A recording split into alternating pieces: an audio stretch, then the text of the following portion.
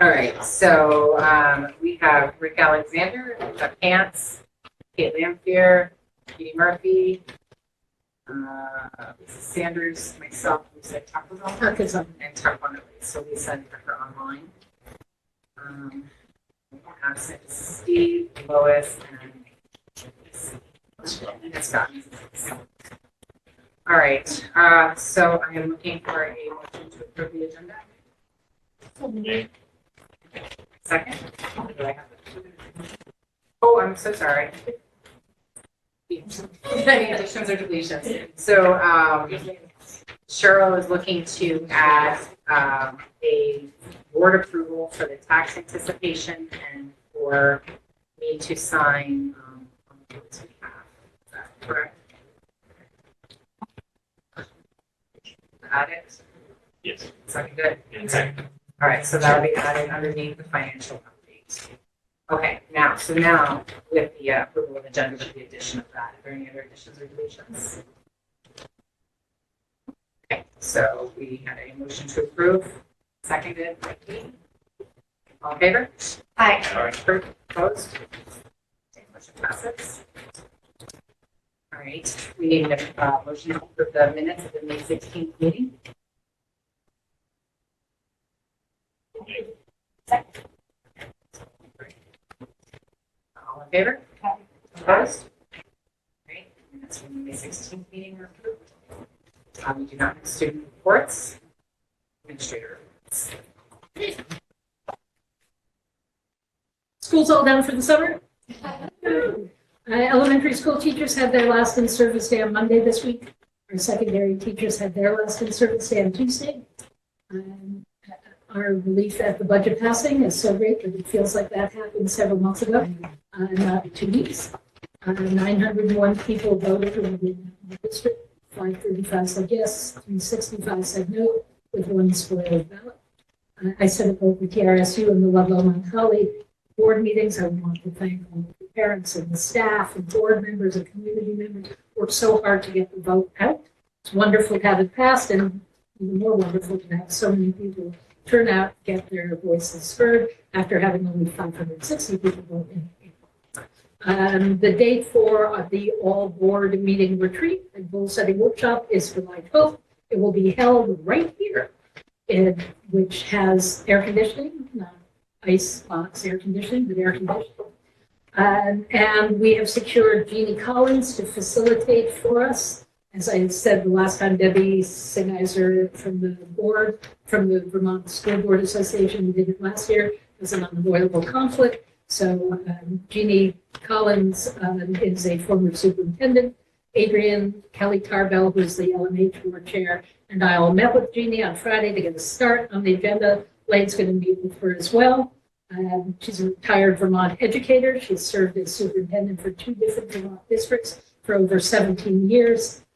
She's well respected within the VSA, and I think you will really enjoy it. The climate surveys are available to view on the TRSU website. Principals have shared that information with their staff in these end of the year meetings. We will undoubtedly be giving you more information about it in the meetings in August and September, but you can go and have a look at those. They're on the TRSU website. The last sort of big piece of information I have for you is that, as a number of you may know, the General Assembly overrode the governor's veto of the yield bill on Monday. Everybody was waiting to hear about that. It sets the yield and tax rates and will create a commission on the future of public education in Vermont, which will be responsible for making recommendations for a statewide vision for Vermont public education and for the strategic policy changes necessary to achieve that vision. It adds a new source of revenue for the Ed Fund by repealing the plow debt tax suspension and imposing a new surcharge for short-term rentals, 3%. Also creates an education fund advisory committee to monitor Vermont's education financing system, conduct analyses, and make recommendations on updating pupil weights, other aspects of the Ed Fund. Let's see, it also adjusts the CLA application to try to level its impact in FY26. and repeals the excess spending suspension that had been in place. That will be repealed effective in FY26. The excess spending threshold in FY26 will be 118%. The statewide average district per pupil ed spending for FY25. I'm sure that you've all processed that entirely, and that information will be available in the legislative update that the Vermont School Board Association will be sending out to school board members, and that anybody can go on the VSBA website and see. And then my last thing for you is that this is my last meeting with the Vermont Unified School District. And in fact, my last meeting anywhere with TRSU as superintendent. It's been an honor to work with the family, students, staff of the Vermont Unified School District. It's been 6 years since I started work walking into this building. And for the last 4 years, I've missed being in this building every day. For everyone in the district, I want to thank you for all of the kindness and support and hard work that has come my way over these last 6 years. And for the educational community, which most of us consistently put students first. And from water main breaks to bomb threats, global pandemics, floods, we've made our way through all sorts of hard things. But we can do hard things. People have been generous and flexible and kind, and I appreciate that. And I want to thank everybody for welcoming into the school and into the community. That's my report. Thank you.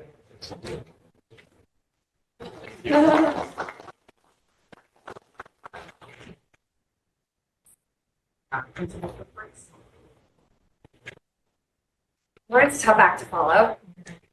I'll go first.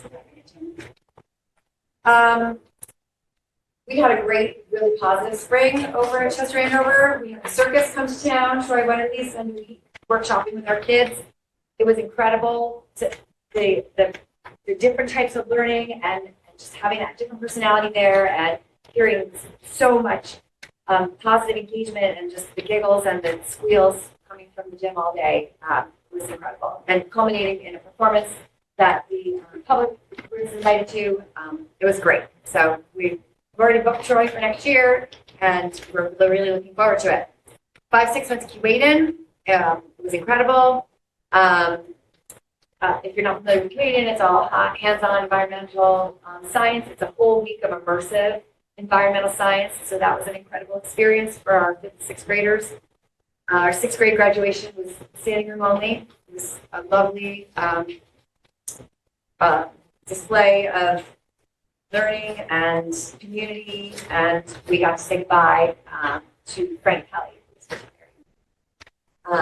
Math testing was concluded, right down to the wire, and we are looking very deliberately at that data so that as we form our groupings, our classroom groupings, and our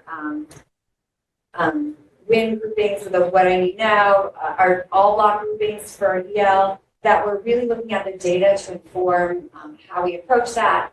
And so we're using that data already as we look towards the fall. So that's a big important step, and also using that to determine how we meet our SIP goals. As you know, classroom space is a premium over at CAES.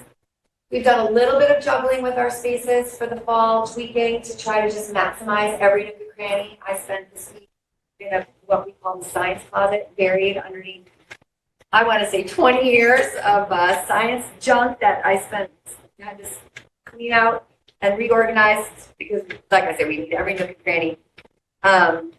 So we've moved some people around, but no big classroom shifts this year. We just don't have the changes available to do that.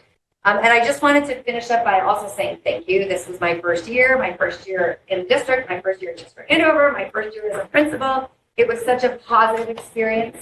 I really can't wait to dig in and move forward. And I want to thank the incredible staff at Chester Andover for their support and for all they do every day for kids, their dedication, and their just being able to overcome some of the adversity that Lauren spoke of. And then, of course, this year, space issues. you really wouldn't know it. There's so much joy and learning happening at the school. It's a great place to be. So that's it.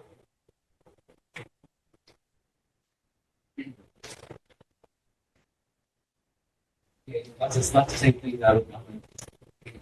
Sound a lot of the same things because the end of the year is the same in many of our schools. And we ended with our spring concert and our art exhibition, and Ms. Terrell and Miss Kelly did an outstanding job displaying and really showcasing our students for our work throughout the hallways and the artwork, and then also our concert was a big success. First time the kids played quarters on the entire group because they adopted the karate quarter program at the school, and that was a real success as well. So there's lots of celebration that's been had a barbecue before. The PTG had a barbecue. It was the same night as voting, so parents went to vote. They ate food and they went to the concert, so it was great. It was a turnout that night as well. That was a nice evening, and we also have our students went to Kuwait as well. And it's like I said, the kids were immersed in environmental studies all week. And for some of them, it was the first time they're away from school for a week. It was always interesting. And Ms. Harper and Ms. Thompson, Ms. Churchill did a great job. They stayed up there all week and were in the outdoors. And lots of reports from Kuwait. And also the fundraising. There's a lot of money that raising money to allow the kids to go. Sixth grade promotion was on the green, and I was concerned about the rain and outside, being outside in the field, but it was a really good night. Our guest speaker was Superintendent Fearman. She came and gave us a lot of inspirational words and wisdom and encouragement that night, and it was very well attended and really nice evening in general. So again, sorry for the job and that. The entire school went to Lake Day, which was maybe a little nervous, but we all went to the park and kids jumped in the lake, and they were playing volleyball, socializing, and had a lot of really good time. And they really, and the kids got to just kind of wander around and do what they did. So really free day for the kids, but they really enjoyed themselves and really did an outstanding job. And also the parents were there as well. They were relaxing. They were really care of us. The parents were having a good time too. So really good day altogether at the park, Lake Day. And also another new experience for me, Move Up Day. I never heard of Move Up Day. That was a success. The kids went around the flagpole and the next year's teacher. And they were very excited to be. It was great. Especially our kindergartners. There's 20 kindergartners. So we're ready to read. And then we also had our new kindergartners come from our preschools. They showed up too. Also had a lot of little ones there. So it was a really nice day. Let's just think about our party staff, Sager, Lancaster, and Robinson, who all did contribute. Next year, we're going to have a principals advisory group, and this was something I'm going to do to get more student voice or hear the students' voice in school. We have representatives, one kindergarten boy or girl, 2 first graders, 1 second grader, 3rd grader, 2 4th, 2 5th, and 2 6th. We meet with them once a month to share things that they've learned from the school year, things that they're concerned about. If I have a problem, I may run ideas by them, ask them what they think, how they solve the problem. So it's going to be an advisory group to help the kids a little bit better, but also hear their concerns and things that they want from the school. I've already met with them once, and they're in a sandbox. So we're exploring having a sandbox in the school where it's all the time. I think it's just concerned about the animals in the bathroom. But other than that, the sandbox still was a good idea. So we did a survey on what toys they wanted for that. And I'm already getting lots of student voice and just a lot of them. They all in trucks instead of practice. And we've got our leadership team together for next year, and we're already making great progress in the building. My building supervisor, my building custodian, one custodian has already jumped in. Things are looking really good. Hopefully, we'll have a clean and now we're going to have started initial work of having a beautification day in our committee and invite the parents and committee members to come in and help with right before school starts. Like invite them in to help with spring mulch or anything needs. Various jobs to help us get school ready. Great way to engage them and help us about school. That's the next we're to remote as well. And I want to thank all of you as well for a great year. It's been a good year at the Capital Town. The kids did extremely well, and they achieved high levels, and we're all very positive next year. So. Yeah, with the kids at the advisory group, are you going to rotate kids every month? So you meeting kids, or the same kids every month? So I go all in the cafeteria and explain what it was. They volunteer and I put their names in the hat. I don't know what kids do. We'll see how this goes. If there's a need to, or if some of them may not. I know one student's moving. I don't know why they volunteer. but I have to replace that person. So it comes up on probably.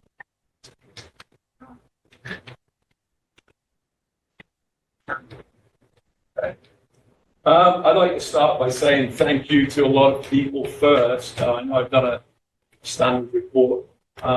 This is the complete year now has come around, and boy, Green Mountain Union High School is a great place. And I'm not just saying that because we're on TV. We have a lot of great people here. We have a lot of great teachers. We have great staff. Todd and the maintenance crew are phenomenal. Anything you need done, this guy and his crew get it done. Graduation just is the latest example of that. You know, we set up, and of course, I have to be the one to make the decision, and of course I do, but it was annoying that weather looks like it was going to be indoors. Kat was driving in the morning, and before I left the house, I checked the weather forecast, and I seen that it had changed a little bit. I was like, oh, darn it, it's probably going to be sunny at 7 o'clock. And as soon as I got here, Todd and Pam and Kate, the other said, hey, and Superintendent Fearman as well. Yeah, I think we're going to go outside. And I was like, yeah, that sounds okay. Let's do it. And within 2 hours, the gym moved out there. And it was just phenomenal. It was no complaining, no moaning, no wheezing, just done. Okay, we're ready. And it was just phenomenal. And that's one example of just how good a school we have. I'd like to say personal thanks to Lauren. We met almost every week, I think, wasn't it? Every Friday, just about. Talked about multiple things. Kept me on the straight and narrow, gave me good advice a lot of the time. Some advice I didn't take, but then we talked about it. But generally, it was phenomenal. Thank you, Lauren, for that. Julie and Emma, you know, a lot of our meetings, one of the highlights, even though when we were getting tired near the end of the year, the highlights was our ATM, going and meeting up with all these lovely crew here, and just being able to take a little bit of time and talk about just keep going all the time. No room to get tired. You just keep improving, keep learning, keep moving. So it's the future holds a ton. So thank you for that. That was good. Thank you, Emma, as well. So in general, and I'd like to thank the board as well. This is a phenomenal board. This board is very supportive. I've spoken to many of you in and out of the board, and I really feel that your hearts and your heads are all in the right places, and you're here for kids, and that really energizes me as well. So thank you. The highlights that I try to narrow down, it seems, although it was only a month, it seems we've done a ton in that time. The prom was at Fox Run Golf Club, and it was attended by about 100, maybe slightly over 100 kids. Great evening. I've never seen such a well-oiled machine. Kids showing up, well-dressed, well-behaved, marched, pictures galore, families there, regular activities going on in the golf course, and it was like just everybody got on with things. We were in our venue fairly quickly. Kids had a great time. Did all the announcements, and after the announcements of the certain sashes and available awards, kids all left quietly, and all the staff that were there, we had a little dance at the end, and then we packed up. It was really a good night. And then fast forward into awards night on the 7th. What a great night. All the kids that showed up, all the families that showed up, the amount of money that we give out, it's phenomenal for all of our students. Reading a little bit of a lot of the awards we do and totaling those up, when you take graduation into account, we gave out approximately $250,000. That's $250,000. It's unheard of. And it's amazing for our small school. Graduation, as I gave you the preamp there, I felt it was a very, very successful graduation. It was only my first here, but it was flawless, and it was so low key. Nobody panicking, nobody prepped, just went through it like that. We're able to have it outdoors. Very, very proud of the way all the kids as well in the morning when we were putting things together. Multiple kids jumped in and just helped us get it all together. So it was like the whole community working for each other. Our graduation numbers, I believe at first glance were a little bit better than last year. Guidance are still working hard. We still have a few students that are working so that we can put a deployment in their hand very shortly. So I'll have better numbers as the summer goes on. Our YES program, when I came in, it was explained to me, sounded a great idea. Now that I've seen it in action, it is a great idea. Loads of enrichment for students. We're able to offer them many, many different experiences from archery, canoeing, fishing, rock climbing. I don't know if you've had a chance yet, but if you get a chance, out in the back between the cafeteria and the main building, all of our garden area, many of the kids that signed up for that, they did a phenomenal job, just totally decorated. So again, decorated by students, for students. It looks great. If you get a chance, please take a look. And the program was well received by students. We had, on our last day of school, we had a presentation in the auditorium of all of the groups and staff and students all together were just a lot of them showing elation about all the things they had done and experienced. So maybe a few tweaks for next year, but it certainly went very well this year. And lastly, just wanted to bring people up to speed. We had I had a meeting on June 1st, and it was more for, I invited the community in to talk a little bit about our budget and answer any questions. And again, full transparency. We had nine folks there, including myself, parents, administrators, board member, teacher. And we started talking, and we earmarked an hour's time, and we were there for over 2 hours. And the conversation was quality. So I talked to the group about, again, similar to your idea, Dale, of didn't steal it from you. A community relations committee where we just meet maybe once a month and take input from everybody, from parents and teachers, board members. And I felt it really went well. So we're going to continue with that. I put an email out thanking everybody and asked about the interest, and everyone responded saying, yeah, when's the next meeting? So that's another positive new thing as well. So really now. So, and that's it. And anyone, please, 29th, and have it 29th at 9 a.m. I will put out an email, a notice. But everyone's welcome. The more the merrier. I'm enjoying it. Thank you.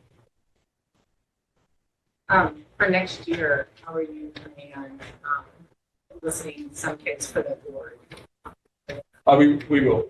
The two students that are doing it now are both returning, and they have interest in doing it.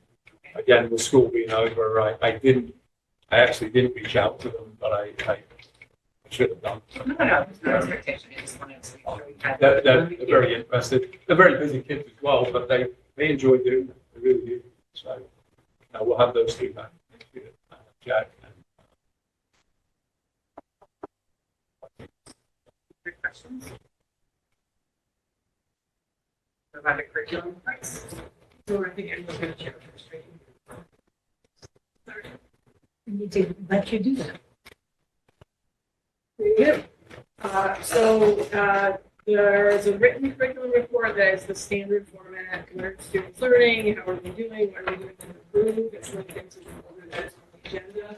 We wanted to use the presentation time tonight, though, to share with you a preview of the draft definition of success. And I'm going to encourage you to speak up. There's some people online who are having a little bit of trouble hearing people off of the slip. We wanted to use this time to share with you a preview of the definitions of success for math and literacy, which will be discussed more at the board retreat. So I'm going to start with the math pieces of it. So really what we're looking at this as defining what academic excellence from our portrait of a graduate means with respect to math learning. And then Emma will share with you what we think it means with respect to literacy learning. You can read the text that's there. What you're going to see in the slides that come are different grade levels that break down each of those different conceptual areas, which you've heard me talk about at board meetings throughout the year. At the system level, definition of success, we are tying to our layers of support.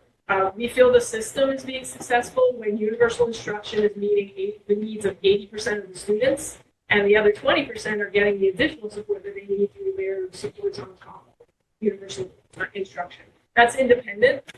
What it is the student is learning or what the grade level is, that's sort of like an overarching element of the definition.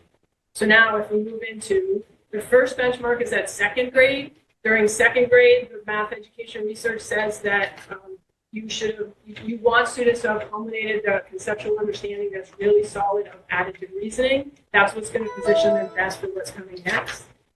So that's the concept that we're focused on. The way we're measuring that is by looking at a range in the NWA math scores on the spring assessment.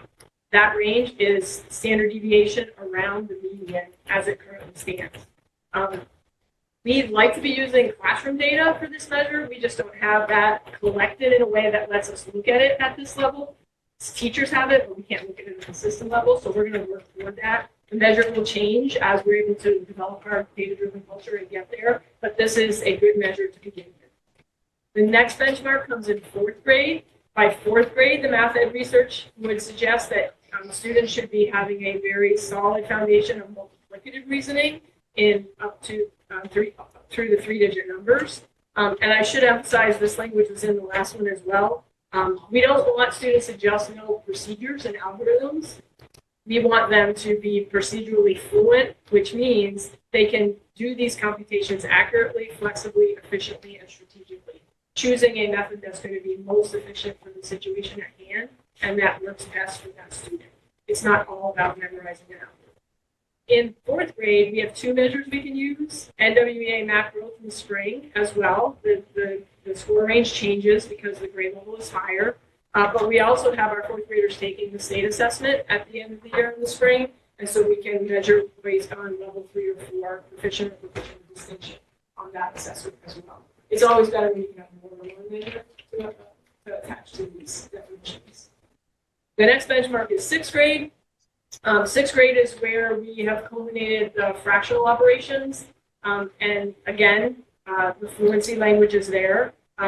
Really what students are doing is they've got a really solid understanding of addition and subtraction, multiplication and division for whole numbers, and now they're extending that to fractions and the nuances that come with fractions. And once again, two different scores that we can measure by, spring math in that range, and the VTCAP proficient and proficient with distinction levels. In the eighth grade, the big topic is proportional reasoning, which builds on fractional and multiplicative understanding. All these things build on each other. Eighth grade starts to get into algebraic reasoning with linear relationships because linear relationships are directly connected to proportional reasoning and expand upon that. So that's what we're looking at there. There is some overlap here. This is where we want to be at the end of eighth grade, but this work actually begins in sixth grade. So while the sixth graders are finishing up their understanding of fractions, they're moving into proportional reasoning as well. We do not do NWEA math with the middle and the high school, so we are using the VTCAP scores in the spring to measure where we stand for the eighth graders. And at the high school level, this one's a little bit different. What we've adopted for language, and this has been discussed with the math department here at Green Mountain most recently on Monday. This is language proposed by the Vermont Agency of Education attached to their state level portrait of a graduate and proficiency-based graduation requirements and hierarchy. This is how they define a mathematically literate individual, and we're adopting that as our definition of success. What the state has tried to do is establish something that's equitable and portable as students move around the state. Our math department looked at this language and compared it to what our proficiency-based graduation requirements are now, and they are consistent, so they are comfortable with this as a definition. We did find that as you drill down into it, we have some additional priority performance indicators that the state did not identify that we believe are important to send our students off with, so we're going to keep those in there. But at this level, our system can fit into this. The measures here are for 11th grade PSAT scores. All of our students sit for the PSAT in 11th grade. That score that you see is the benchmark score that the College Board sets for math. And then upon graduation, we want all of our students to demonstrate proficiency in all 11 graduation requirements that support the statement that you see here. That's our definition. That's our draft definition of success, which we'll talk more about in July at the level retreat. If there are questions now before I pass off to Emma and Lucy. The NWEA test, the range around the median, is that by school or is that by SU? That's or is that by norm, national? so that's a national National. norm median with a standard deviation. Okay, thank you.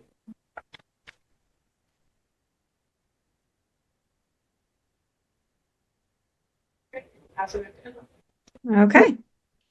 Can everybody hear me? I just want to make sure that, yes, good. Okay, thank you. Okay, so literacy definition of success is quite a similar way that we're presenting it comparatively to the math. So in literacy, we have 4 components, which is we were really wanting students to have the skills and knowledge to be proficient speakers, listeners, readers, writers, and critical thinkers. So we're really looking at those 4 literacy skills. And so how we are defining that in the following slides are in certain grade bands. So we have the definition as well as the measurement. So we have it in K3, 4, 5, 6, 8, and 9, 12.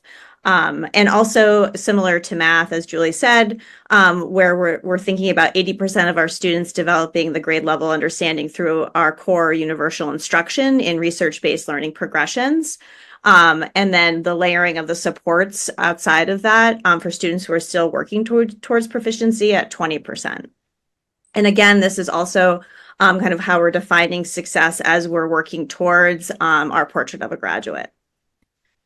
So by the end of grade 3, in grade 1, in kindergarten and grade 1, children are really focusing on new language skills, especially reading. So they're exploring alphabets, reading and practicing skills, looking at the phonetic components of language, matching sounds with letters, and while at the same time learning to encode and decode words, as well as engaging with stories, helping grow their vocabularies and using both writing and drawing and dictating to express themselves.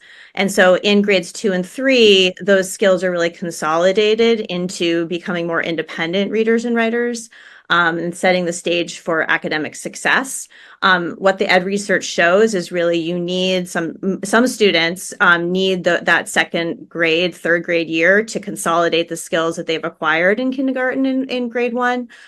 So they're by the end of grade 3, they're really working on understanding the rules for sounds and discovering new word meanings.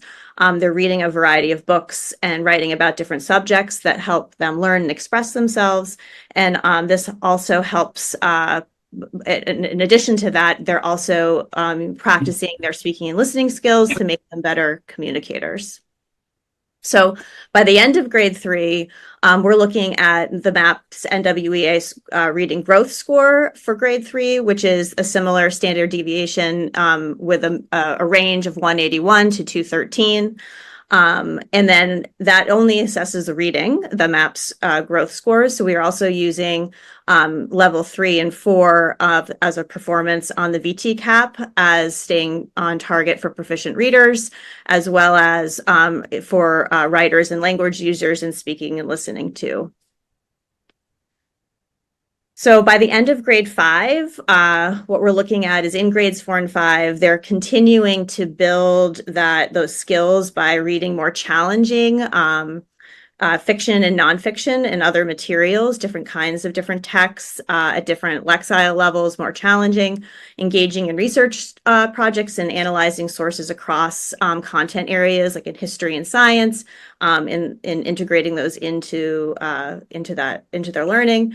They're paying attention to word parts and understanding vocabulary and expressing how those word parts and that vocabulary, both in written and oral, looking at roots and prefixes, as well as writing different kinds of texts and also analyzing different kinds of texts. So we're looking at grade 5. We are also looking at NWA reading, 195 to 227 range in maps. And then also, again, for VT-CAP performance 3 and 4 for reading, writing, and language, and speaking and listening.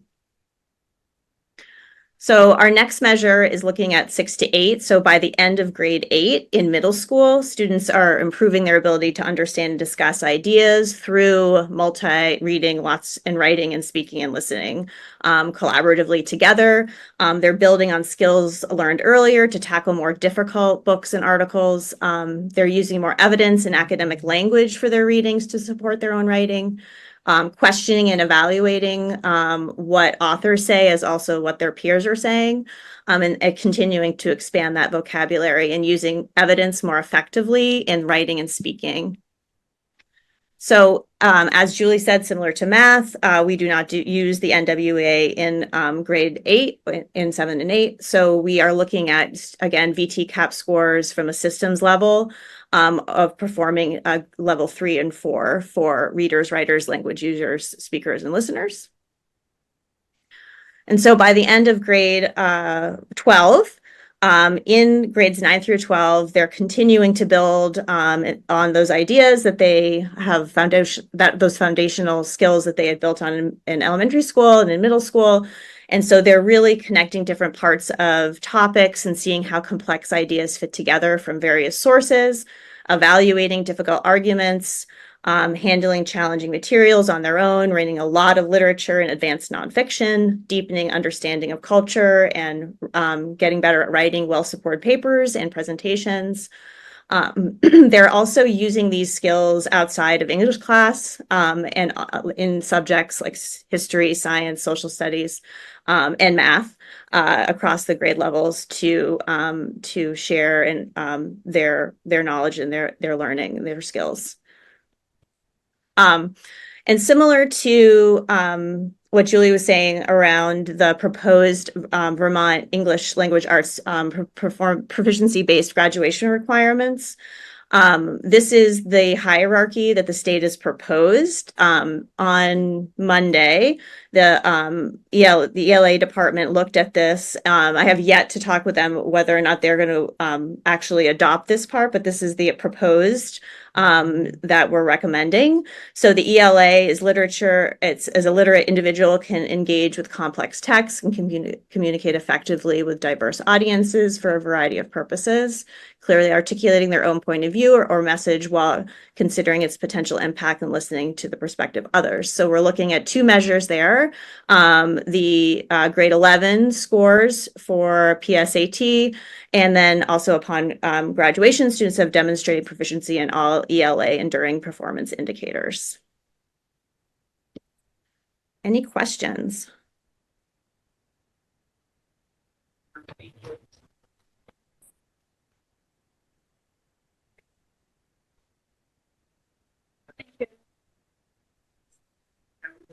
To Sheriff's Facilities Director. Okay, good evening, everybody. So all of the summer work in all the schools were way ahead of schedule. Made a buzz around schools today, and everybody is in really good shape. Just run down through each school real quick. Chester Andover, we're gonna have with their FEMA project going on that they should be close to being finalized and submitting some paperwork. We're gonna be careful using that word finalized because we're far from being done, but we're gonna have some paperwork that is gonna be able to be submitted. Had a local contractor come in with a recommendation from the state about removing the White House, which has to be demolished and taken out and brought to a FEMA approved landfill. And it happens to be Bob Bazin, which we know Bob well. He was by the state. So Bob was there this week, and Cheryl and I were just talking that I'll get in contact with him tomorrow. So this is, I'm going to ask 3 different times tonight. So I'm going to ask individually. We all know the parking problems at Chester Andover. Keith has went out. and got 3 different estimates on extending the parking lot. I mentioned this to the board a while back, to just pull up some topsoil, add some sure pack, a 40 by 100, a 40 by 100 spot added on to the one that we already made an addition to. So just adding on to the end of the parking lot. And I would like the board to approve us to use $14,000 of capital improvement money to do that this summer.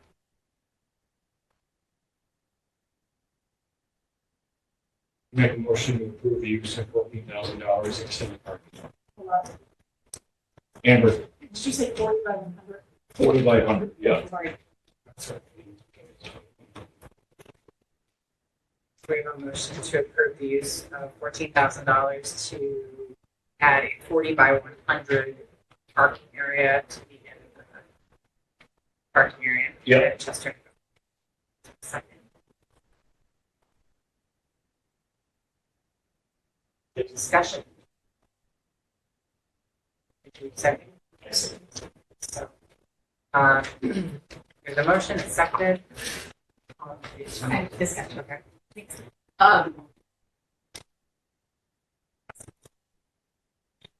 We've talked a lot about this parking lot. I don't know a lot about the parking lot at Cavendish or Chester.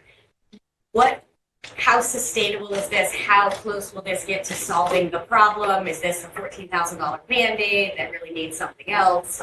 So, will it solve the problem? No. Solve-ish? Is it gonna help dramatically? Yes. What we have is where the buses come in, they have to drive up onto the lawn and back up. This year, we didn't pay any insurance, but every year prior, we got a bus hit a car just by the tail swing. What this is gonna do is pull those parking spots and put them behind that and open up that spot where the buses don't have to pull up on the grass and back up. They're gonna make a little bit wider swing, it's gonna be a lot safer. This will be easily, if down the road, even if it's not this board, if we wanted to extend that parking lot some more, the base will be there where they're not gonna have to tear it up. They're just gonna build a blacktop over it and keep adding onto it if that's what we decided. I believe this is money well spent. We talked to 3 different contractors. This was the right price. It was not like, we came up with a blind number. This was a good direction. Do you think this will have any impact on the traffic problem? No. Okay. Nope, this will not. I want to make that clear that this isn't gonna help our traffic. This is gonna be safer for the cars that are parking there. And we're having, if anybody's been there, including myself, during the day, there's no place to park. Everything's full, just with staff. So this is the right thing for us. And Tom, you're anticipating that's the next step. Yep. You're doing some drainage out there, Well, and we have to worry about. where it is now, we're not at the drainage spot yet, but we go much farther beyond that, that's where the grade starts, and we'll have to start worrying about drainage. Yeah. And with this 40 by 100, we don't need any permits, we can just use that. Yep. Discussion? So the motion and the second, all in favor? Aye. Oh, sorry, I didn't see that. Todd? Yeah, just assuming the snow removal regimen will adjust accordingly. The only thing I was thinking of. No what, Todd? I didn't. Snow. Oh, snow removal. So we're gonna put a sure pack in, which we already have there, and it hasn't been a problem. Perfect. Yep. Oh, sorry. Any further discussion? Okay, so all in favor? Aye. Opposed? Good, thank you. Next up, Cavendish. Again, I was there today. Tony is way out in front of that. He's doing a really good job there. They're gonna be in good shape there where he's usually behind and he got to jump on some things and he's doing a good job there. Once the budget approved, So I want to try to explain this to Julie earlier, so and to get a little practice to make it understandable. I got two in November. I got two budgetary numbers to try to decide how much money to put in the budget to paint Cavendish Elementary School. That was in November. Two local companies. Once the budget approved, I called both of them and said, we are going to put this out to bid. And both of them said, we're out. It's too late, you know, budgets, obviously our problems with budget passing, they booked summer work. We are afraid that the money that we budgeted, I'm not afraid, I'm almost 99% sure it's not going to be enough money. So what I'm asking is to approve us to use up to $15,000 extra besides what we have in the budget. We're going to use budgetary money plus $15,000 more of capital improvement money to complete that project, the painting project at Cavendish Elementary School. 40. Yeah. The whole interior, sorry. Exterior. Exterior? Exterior and fixing the soffits. The soffits that are bad and from ice standards and stuff, that's included in the bid. Yeah. Does it have to be done this year, or could it wait until next year to get a jump on and get a lower, potentially a lower bid? I don't believe anything would be lower. I mean, That isn't how it works, these things, I get. Right. I mean, I think this is the right time to do this. We waited, right? I think we've waited actually too long probably to do this project. I think this is the right time to do this, and for that kind of money for the size of the school, and somebody can do it this summer, I think this is the right thing for us. Do you already have a bid in place? Like, where, I just wondering where that number's from. We're opening bids tomorrow, Cheryl and I, at 10. Don't, shouldn't say. Yeah. I don't know the going rate for painting school. Well, so I will say this, that I talked to so the two bids that we got before were lower than that, but not much. They were lower, but not much, but this is back in November, when these guys gave me these budgetary numbers. When I talked to two other painting companies, reputable painting companies, they were 25% higher than 55,000. 25% higher than that.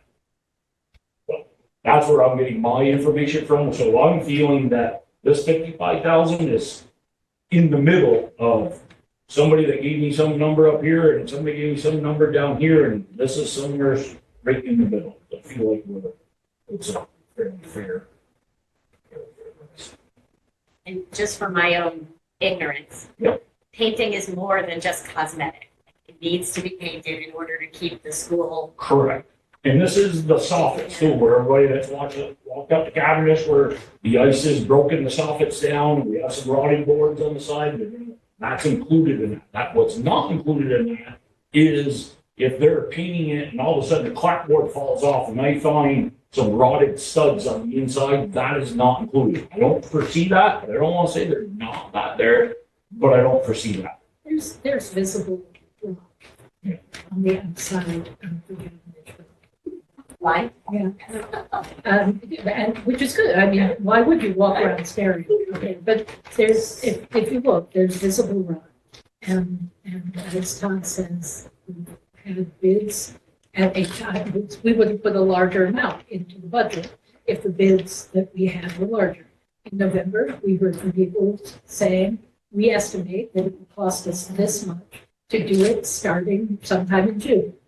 And then when we didn't have that number for them, as I said, they took other jobs. Now the people who are available, you're not looking for people to do it next summer. You're talking to people who are still available to basically do it next week. So you don't want this happening in the fall and winter. And in general, I'm a believer in you could wait and put things off. There's visible rot on the building. So if my last question about that then is, this is just, usually people available on the fly are not also. This is, So I just want to make, Yeah. yeah, I just don't know how to say that nicely. no, I have the same concern. You said how we were all. We'll do some homework before we tell somebody. Yeah, we'll do it. I mean, all that was included in the bid that we sent the bid website, the proof of insurance, liability, what your warranties are, all that was included, and they have to include that in the bid. Yeah. Rick?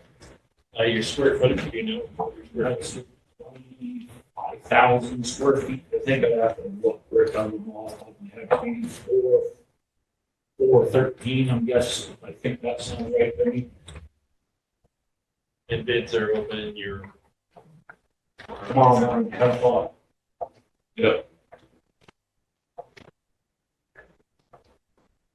There's visible rust. We already know that they're going. Well, they- But this, the bid includes repair of everything you can, That they, Most good painting contractors will take care of structural. Once you find structural, then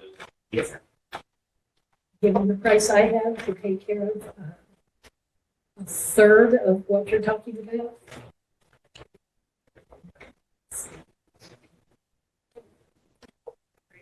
Any other discussion? Need a motion to approve $55,000? no, No, just 15. we already have 40 in the budget. I'm asking for up to 15,000 out of capital improvement to cover a bid that's over, not more, total 55. We're putting ourselves in a, like, kind of like, now everyone knows what we're available to pay. I kind of feel like we just. Yeah. Outed ourselves. We have the right to, You can say to no. reject or accept any and all bids. That's on our bid as well. We We don't have to already have a accept bid any. in place without having anybody having. Yeah. All right, so I will make that to, motion to approve up to 15,000. I trust Tom, he's pretty honest. second. All right, all in favor? I Opposed? Okay, so the last thing, I'm asking for money again. Said 3. Yep, that's three. We talked about this, during the year. We have some upgrades to the security system at Cavendish that we don't have at the other schools. I'm gonna leave it at that, I'm not gonna say any more about our security. Got an estimate from our security company that we use, I say our, the one we use in the supervisory union. And it's an upgrade, it's a fairly expensive upgrade. Adding on to the system, security system at Cavendish Elementary, and that is $11,211.96. And I'm asking for that out of capital. Which all, but, and 11,211.96. And that will be a major upgrade to our security camera system at Cavendish Elementary School. Which is all total, I think we're with those three projects, which are great projects for our school district, at roughly, I think, 40,000 if you add it up on capital improvement, which will, there are some really good summer projects for our schools. Where are we at?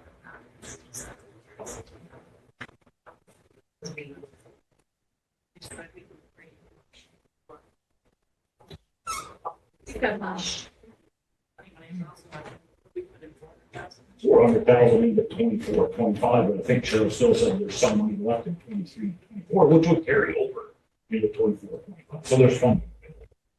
I will make a motion to approve $11,211.96 for security. I was like, Is there any discussion? All right, all in favor? Aye. Okay, not gonna ask for any more money. The fire marshal report, our architect should have, the final bid documents ready to send out to bid by the end of the month. When that number comes, we'll all shake our head and we'll have to decide what we're gonna do. We'll have to build and decide we're just gonna have to do that project, right? What's that? This is for GM. Just for GM, yep. We have, the new cartridges are here for our PCB filters, they're coming the week of July 8th to change those out, there's some funding difficulties, shuffling money around at the state level, had some hard conversations with them, and we're gonna change those. They're gonna start testing the substrate, which is, they're gonna start drilling into the sides of the windows to see how much if PCBs have gone into the side of the windows.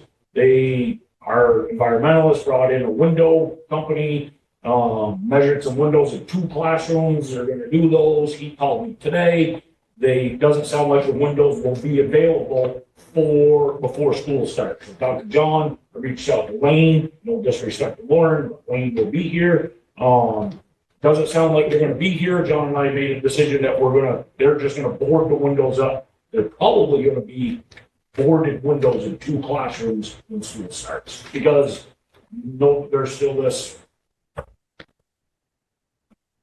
supply and demand problem in the whole country where you just can't seem to get a pencil. So that's what's gonna happen. They're gonna drill in, they're gonna check it, the windows will come some point early in the start of the school year, and they'll put them in either after school or during the school day, and we'll move to the classrooms. It's really not that big a deal, but we need to talk to John and Wayne because we're gonna have 2 windows with plywood. Great moves this year. So we're moving the whole middle school onto the 3rd floor of the high school. I have to give a shout out to my crew. We're moving a third of the school, and we're not just moving them from this room to that room. We're moving some of them from the 3rd floor to the 1st floor, the 1st floor to the 2nd floor, and we're moving a lot of people. A lot of teachers are moving. Our staff has been very cooperative, helping us move. But it's a big project. It's something that they want to try, keeping the middle school connected and on 1 floor. So it's something that guidance and administration has decided to do, and it's a big move. Again, I don't want to keep, John described it very well. The move for graduation was, we put an all call out, and we had kids from every grade level in the gym, just picking chairs up. We had 500 and some chairs in the gym, and in minutes they were outdoors. Big move. I did tell Pam, please don't get used to that. We're not making a decision about graduation at 9 o'clock on a Friday morning. I don't want that. That's all I have for the nuts and bolts. I've got a couple of good things that I want to say. Does anybody have any questions about anything about Amber? We do.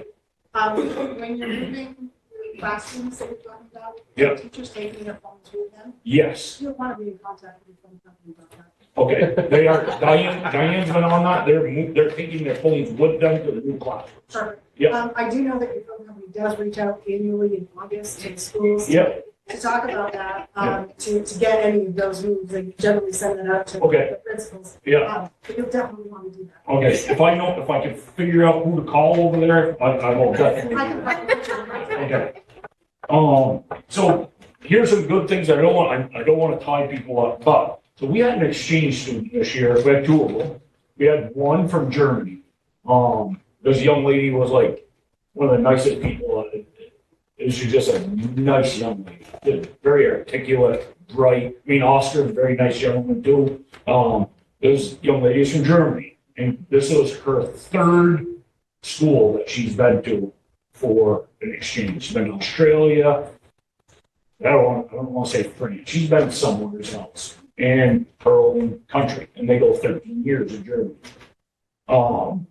She came to Scott and I the day she left, and it was very emotional for these kids. They've been here for 6 months. They've made friends. They're very close to people. And I said, we haven't talked about this, but what do you think of our school? And she said, by far, now these are her words, by far the best school she's ever been to. I mean, this girl's been to Australia. She's been to other schools. They go 13 years in Germany. And she said, I would come back here in a heartbeat. The education I was getting here, the people that are here, and the kids that are here, hands down, the best place I've ever been to. So in a society where we hear a lot of, not just about Green Mountain, but about public schools in Vermont, I thought that was something that we all needed to hear, that we're doing something right in Vermont, right? For kids from different countries to say that, right? Okay, last but not least, Lauren said it. Lauren said a couple of things. I want to say this personally for me. Lauren, when I worked here, when I first started, Tom was the principal, then Lauren came. Lauren and I have been through a bomb threat. Lauren was here basically 5 minutes. We had a bomb threat. And to this day, I've been around for a while. And it was one of the most traumatic things I've been through. I saw terror in our kids' eyes, right to this day. And it's still, I have that vision in my head. And Lauren was here. She went through COVID with us as our superintendent. Nobody had ever done that, right? 2 floods, not one, but 2. Moved the whole elementary school to the high school in a matter of hours, literally hours. We had 2 district bond votes that both failed. The amount of work that went into that from the supervisory union was unheard of for 2. The difficulty in our budgets passing. I mean, I can't imagine what had to happen in those offices and the mascot discussions. Right? All things that I don't believe every superintendent deals with. And all through it, whether anybody agreed with the decisions or how it worked out, Lauren brought us through that with a yes if perspective, where I believe that if all of us went through life with a yes if instead of a no because, the world would be a better place. I want to thank Lauren, for all your advice and carrying our supervisory unit to where we are now. So really appreciate it from personally. And I will use yes if for the rest of my life. Thank you. No crying. No crying at board meetings. Okay, move on to the financial update. So in the capital reserve, there's $227,853.07. We have $400,000 slated. Could you, it's hard to hear the bit. $227,853.57 currently in the capital reserve. And we have $400,000 slated from the budget to go in next year. Thanks. So first I'll do the tax anticipation note. We do this every year, and I think this year is going to be more important we do it because our budget has like a 30-day reconsideration period. Like we would submit our budget to the state until July 5th, and then they turn around and they get it to the tax department, and the tax department goes out to the towns and increase the tax rates. So I don't know what kind of time frame that looks like, but we're not going to get money from the towns until they get money from the taxpayers. So I've asked for $1,250,000, and the bid that I put out to community bank interest rate is 5.59%, which is up. It was 4.24 last year. Last year we used 590,000 of that. It's nice to have that buffer. We don't get term unless we go on that money. And Chester fortunately pays it a big chunk. So once we get to their payment, then so I'm looking for approval for this tax anticipation note, and I would like to ask that get a big sign up on the paperwork so that we don't have to run around talking.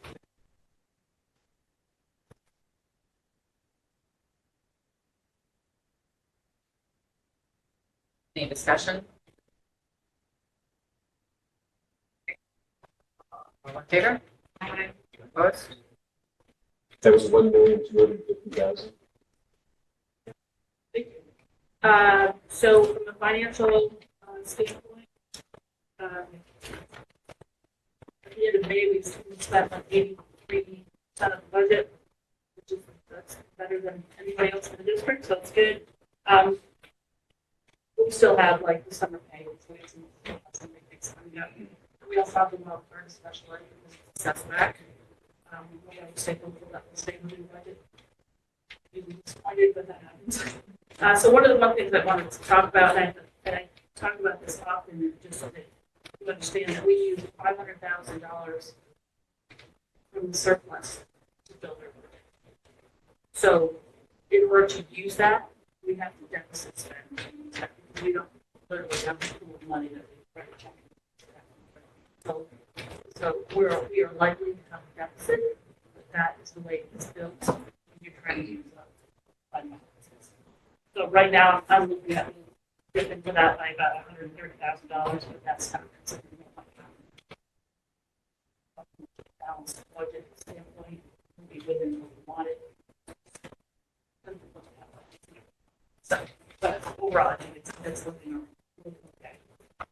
The only other thing I wanted to mention to you, just talking about that, and we'll go back into that, is the multi-line insurance. They had told us it was going up. So for the entire SU, it's $333,768. That's up $25,000, which is about an 8% increase. That is a multitude of different reasons, and one of them for the Green Mountain side has to do with flood insurance, because those Chester Andover is in a floodplain zone. So, yes, both. Yeah. And so the traveler's insurance that we previously had, because we had 200-year floods in 12 years, they backed off on their insurance. And so what this bit is doing is we're going to have insurance for the national insurance, national flood insurance, and they don't give that away. So we're keeping the flood insurance for the White House for liability purposes. That's $2,600, and then the elementary school is $83.75. Additional that's paid by visit, but it trickles down into the receipt. So we're likely to see that increase in the So I can give you a heads up. I think I budgeted about 10% more. Do we only hold flood on Chester? Yes, because it's only when it's in a flood zone. We have received a little bit of FEMA money from the projects that we've completed. But I think a big step forward hopefully is happening tomorrow once we get that bid and submit it on the White House. That's the stuff we have to pay first. But I think removing the White House from the property.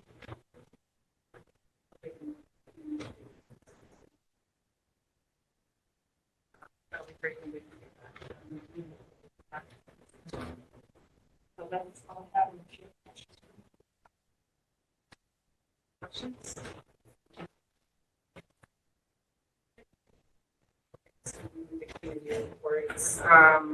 Lois had planned on emailing me.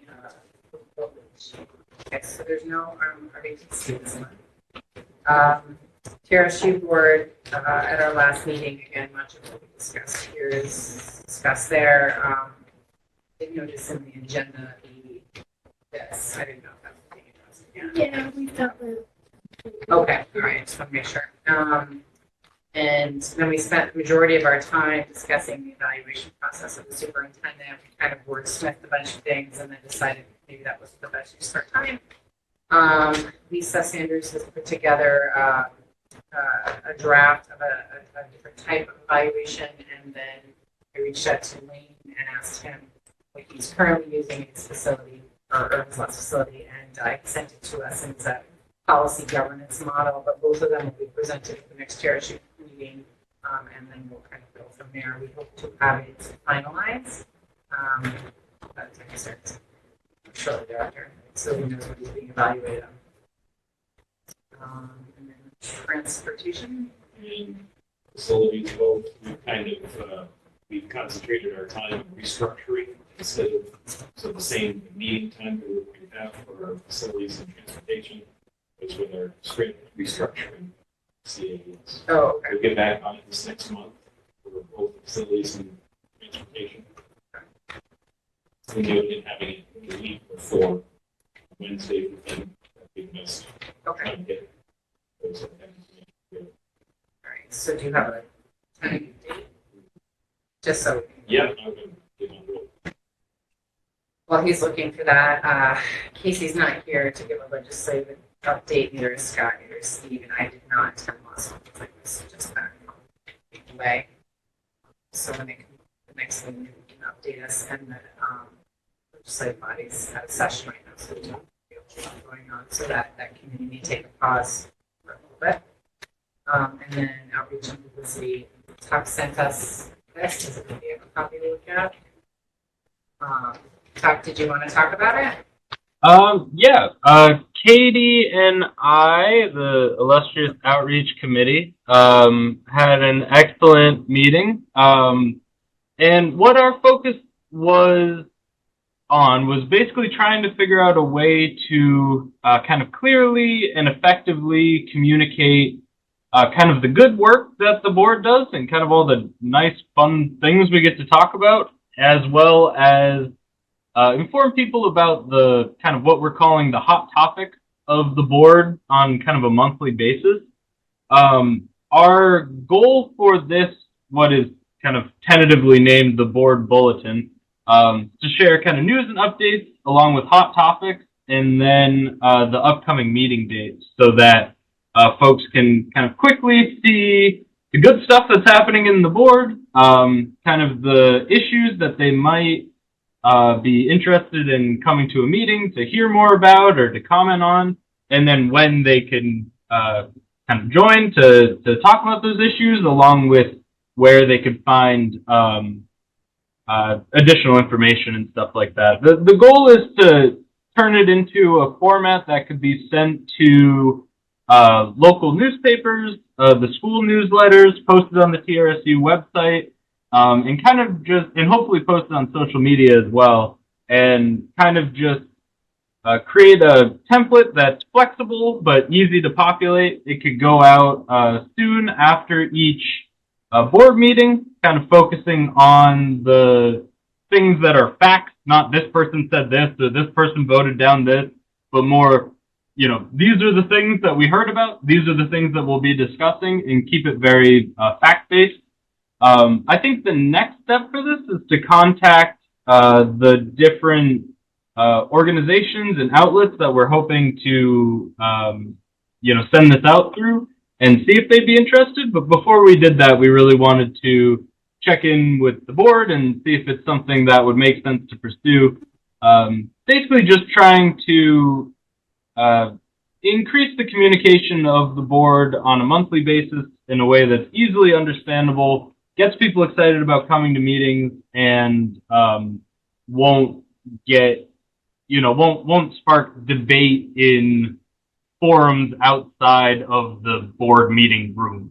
Really trying to just, you know, here's what we're doing, please come and talk to us about it, sort of thing. So that, I don't know, Katie, if you wanted to add anything. Obviously here the news section's a little heavy and the hot topic section's a little light. This was just a draft.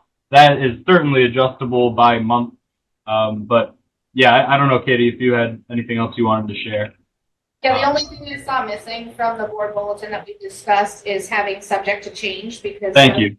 I don't think we should be held to something that would inadvertently change, right? Like, we might have something added to what we're talking about all of a sudden because something came up. So having that subject to change takes that liability out.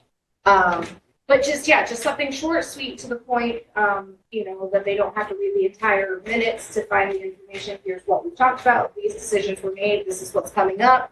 It's just short and sweet and user friendly. I think this is great.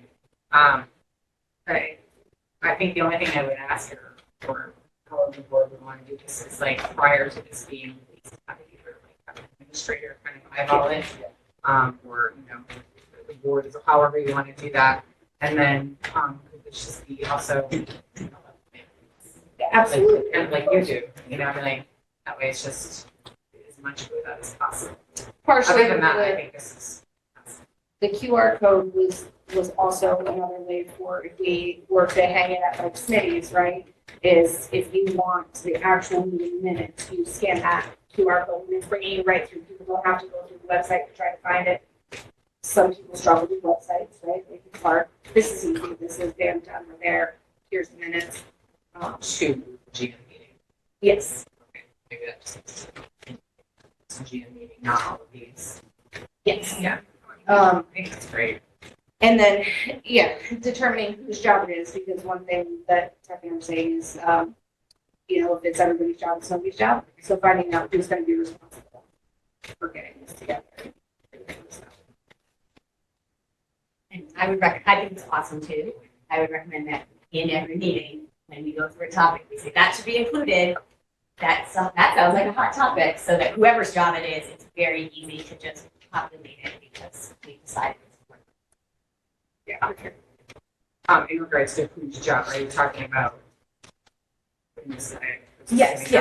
Committees. Okay, Yeah. that's I mean, fine. is that okay with you, Lisa? I mean, it's fine with me. I can't speak for Chuck, but, yeah, it's to it. Yeah. I think it's a wonderful thing. And I think if you're going to identify a member of the staff as being responsible for that, then I think it's a wonderful thing for the board to do. Right, that's. So then, so you think it would be better for the board to I do. be the person that yay or nay? That's fine.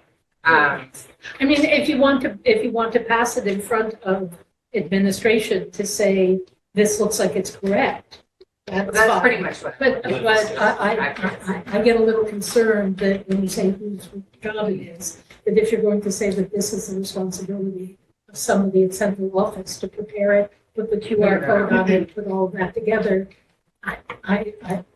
I'm leaving, but I would not say it. I think it's a good idea to give somebody.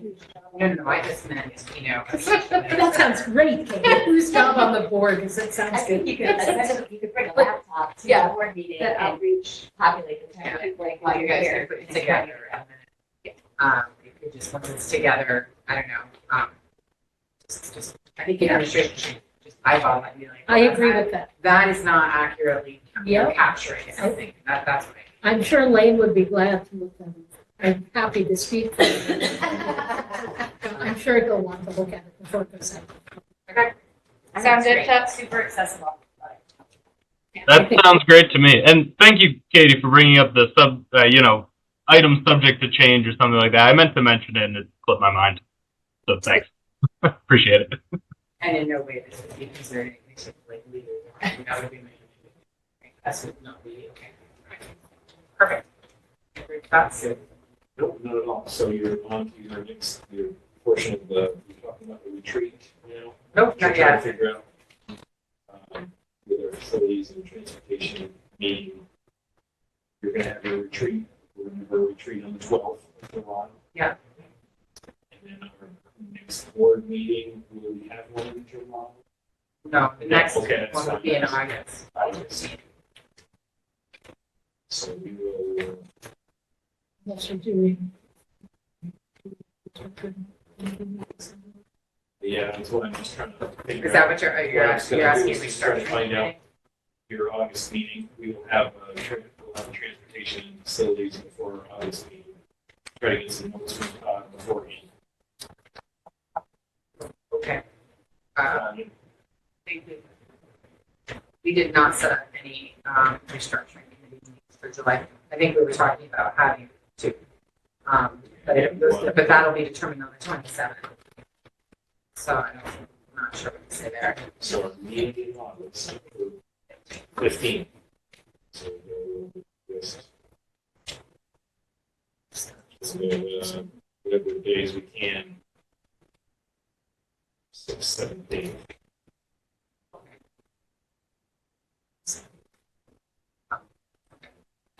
And try to do the Zoom as well. It does work well for all of us. Todd, that work okay? Sure.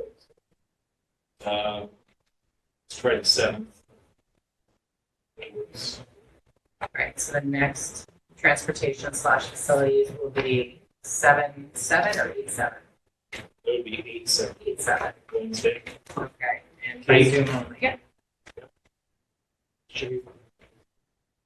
Okay. 6 o'clock. Yes. Just sending a note to you. Yeah. Yes. Definitely. All right. I did.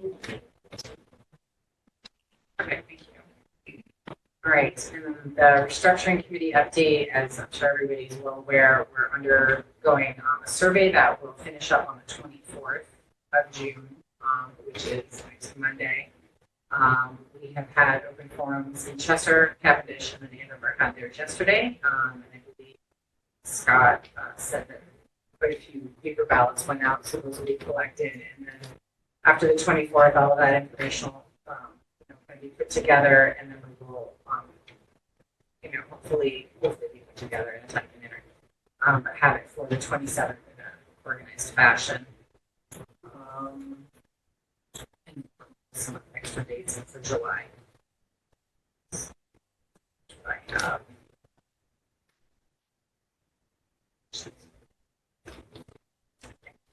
All right, and then our next subject is the budget discussion, which again, we kind of just went through the budget.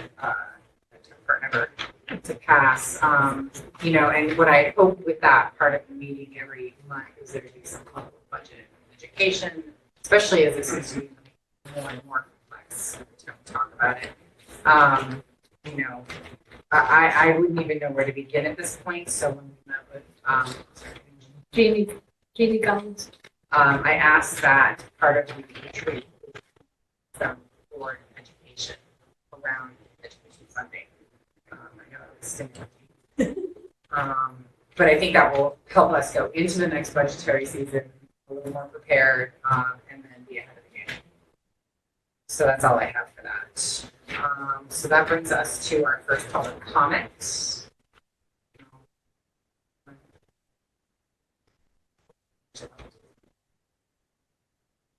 And then that brings us to board comments. And I just want to remind the board members, this is for you to speak as a board member. If you want to talk as a public member, you got to do it during public comments. Get up. So are there any board comments? Lauren, thank you very much for all of what you've done for us. Certainly appreciate it. I second that. Well, thank you. Any other board comments? I just wanted to thank Lauren for all her wonderful work and thank our principals and staff for a great year. It's been really fun getting to learn all this stuff, and I appreciate everyone welcoming me with open arms, and it's been a fun learning experience so far. So thank you all. Appreciate it a lot.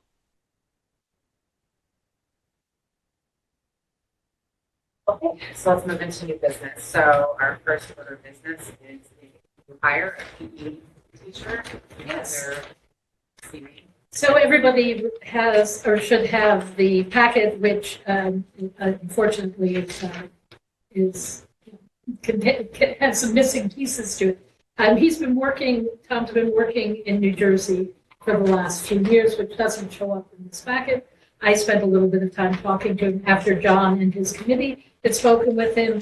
He is a fitness buff and excited about coming to work here, and I think will do a great job. I'll let John, you spoke with him. Did he come for a visit? Yeah, just to piggyback on that, he came to visit on Tuesday. He seemed very excited, very energetic.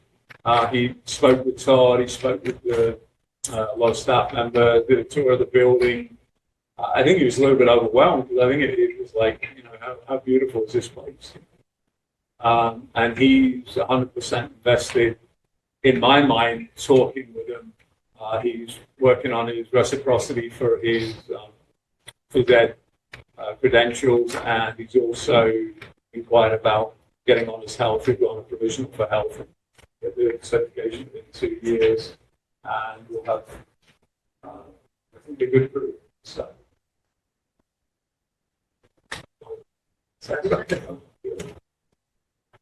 We're lucky. It's a diamond in the rough, isn't it?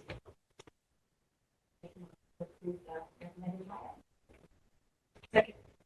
Discussion? All in favor? Aye. Opposed? There's a giant head in that room on the wall, and I was just looking at John to talk to and get scared of It's a giant head. I'm sorry. What is it, a All the giant people what? on the TV. The A giant head. I head. don't know who it is, but it's a giant head, and I saw it while you were talking and got immediately terrified. Sorry. That's all right. Distraction. So, Thank you. all of you, take a vote. All Oh, in I'm favor? sorry. Opposed? I apologize.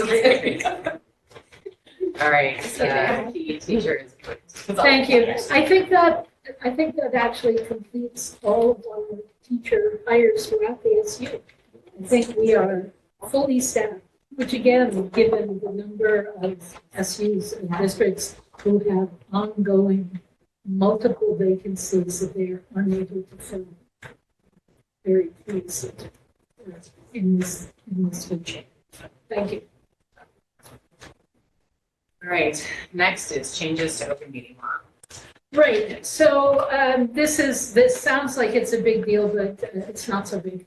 At the end of May, the legislature adopted a bill that makes some changes to the open meeting laws. It doesn't actually change any of the rules around the open meeting law, but it changes what we have to do connected with it. And it also made those changes have to take effect by July 1st. So, because, you decide something on June 1st, so it works for all school boards to have it in place by July 1st. TRSU board gave us permission to post the big change, which is official notification of how somebody files a complaint about a violation of the open meeting law has to be posted on our website. And we were provided with template language for that, which we put into place. It is now up on the TRSU website, as it is supposed to be. And it details what somebody who thinks we've made a violation is supposed to go through and do, so they don't have to go through all the statutes and figure that out.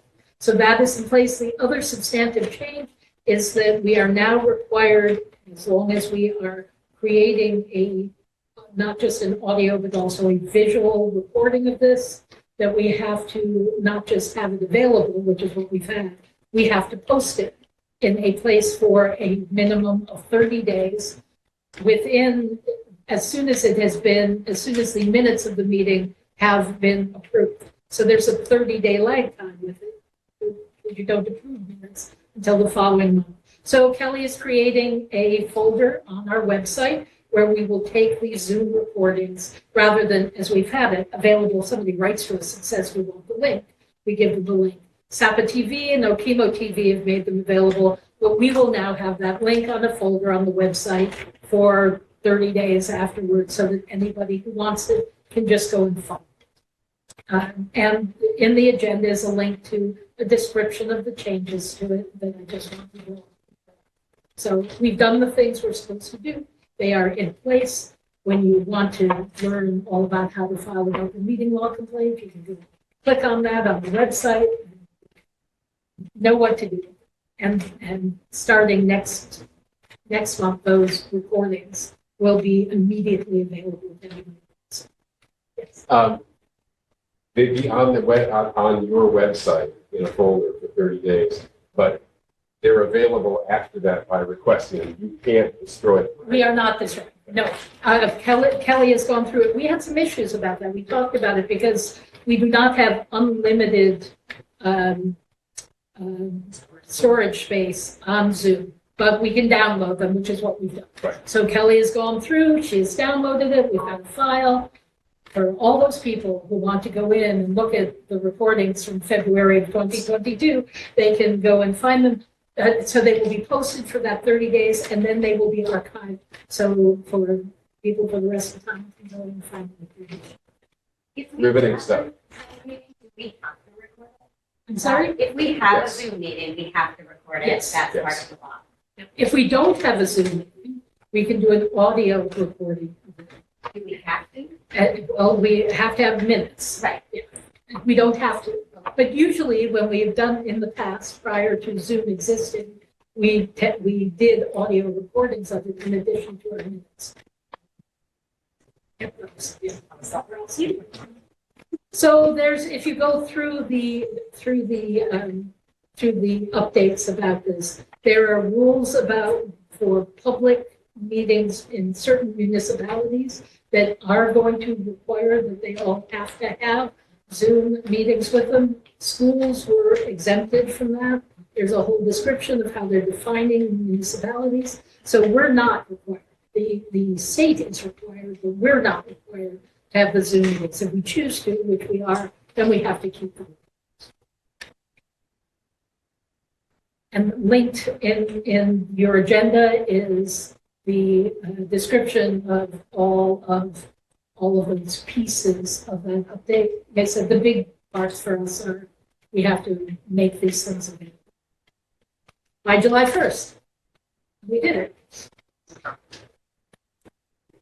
Okay, so next up is some policy first reads, and I don't know if everyone got an opportunity, some of the additions were just this morning, so I don't know if we had time to go through them all, if not, take a moment, but it's just the first read, so you guys have time to revisit it for the month to come back. So, any suggestions? So added in, just so everybody knows, the curriculum development and coordination is on there, but the policy committee met last Monday and pushed forward D2 and H4 for first reads. So those are included within the packet as well.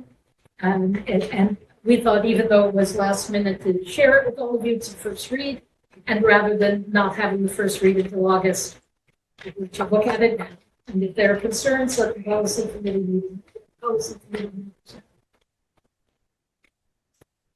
Okay, and then in old business, we have no second reads. So now we're to future agenda items. Is there anything anyone wants added on?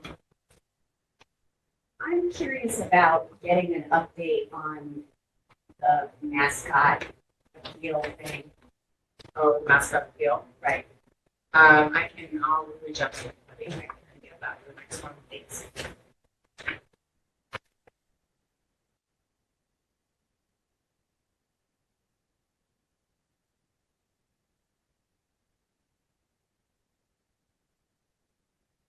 Any other agenda items?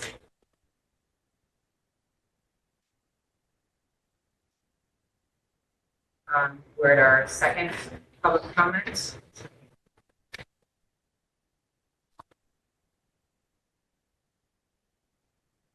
Okay, so our next meeting is going to be the all-board retreat, July 12th, right here.